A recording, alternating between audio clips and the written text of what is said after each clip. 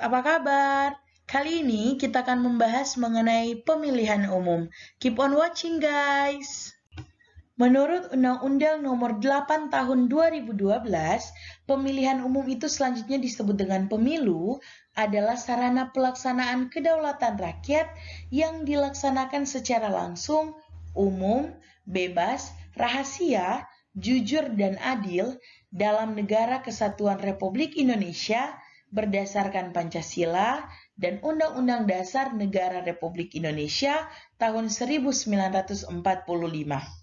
Sedangkan menurut Suryo Untoro, pemilihan umum adalah suatu pemilihan yang dilakukan oleh warga negara Indonesia yang memiliki hak pilih untuk memilih wakil-wakilnya yang duduk dalam Badan Perwakilan Rakyat. Dalam pemilihan umum, dilakukan secara efektif dan efisien itu berdasarkan 6 asas. Yang pertama, asas langsung, artinya masyarakat sebagai pemilih mempunyai hak untuk memilih dengan langsung dalam pemilihan umum yang sesuai dengan kehendak diri sendiri tanpa ada penghubung. Yang kedua, asas umum. Artinya, pemilihan umum berlaku untuk semua warga yang sudah memenuhi syarat tanpa membeda-bedakan agama, suku, ras, jenis kelamin, golongan, pekerjaan, kedaerahan, dan status sosial lainnya. Yang ketiga, ada asas bebas.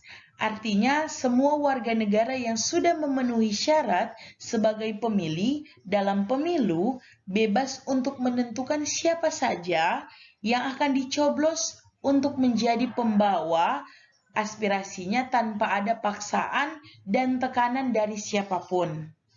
Yang keempat, ada asas rahasia. Asas rahasia artinya di dalam menentukan pilihan, seseorang pemilih itu dijamin kerahasiaannya terhadap pilihannya. Pemilih itu memberikan suaranya pada surat suara dan tidak bisa diketahui oleh siapapun. Yang kelima, ada asas jujur. Artinya, semua pihak yang berhubungan dengan pemilu wajib berlaku dan bersikap jujur sesuai dengan peraturan perundang-undangan yang berlaku. Yang terakhir, ada asas adil. Artinya, di dalam melaksanakan pemilihan umum, masing-masing pemilih dan peserta pemilu memperoleh perlakuan yang sama dan juga bebas dari kecurangan pihak manapun. Di dalam pemilihan umum ada dua bentuk pemilu. Yang pertama, ada pemilu langsung. Pemilu langsung yaitu pemilu yang dilakukan oleh pemilih dengan memilih secara langsung tanpa melewati lembaga perwakilan, dan pemilih akan mendatangi tempat pemungutan suara atau TPS di daerah mereka untuk memberikan suara. Sedangkan pemilu tidak langsung adalah pemilu yang dilaksanakan oleh para anggota perwakilan pada lembaga perwakilan atau parlemen, atau pemilu yang tidak dilaksanakan oleh rakyat dengan langsung tetapi melewati lembaga perwakilan yaitu parlemen. Di dalam memberikan suara, pemilih bisa secara langsung memilih dengan cara voting atau musyawarah mufakat sesuai dengan kesepakatan. Menurut Prihatmoko, pemilihan umum itu dilaksanakan dengan 3 tujuan. Yang pertama, sebagai sistem kerja untuk menyeleksi para pemimpin pemerintahan dan sebagai alternatif kebijakan umum. Yang kedua, pemilu adalah sarana untuk pemindahan konflik kepentingan dari masyarakat kepada badan-badan perwakilan melewati wakil-wakil yang sudah dipilih atau partai yang memenangkan kursi sehingga integrasi masyarakat tetap terjamin. Dan yang terakhir, pemilu sebagai sarana mobilisasi penggerak atau penggalang dukungan rakyat kepada negara dan pemerintahan dengan jalan ikut serta dalam proses politik.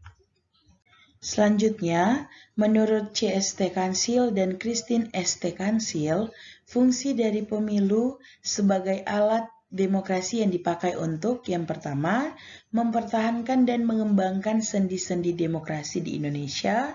Yang kedua, adanya suatu masyarakat yang adil dan makmur menurut Pancasila yang terdapat dalam sila kelima, yaitu keadilan sosial bagi seluruh rakyat Indonesia, dan yang terakhir, menjamin suksesnya perjuangan Orde Baru yakni tetap tegaknya Pancasila dan dipertahankannya Undang-Undang Dasar 1945.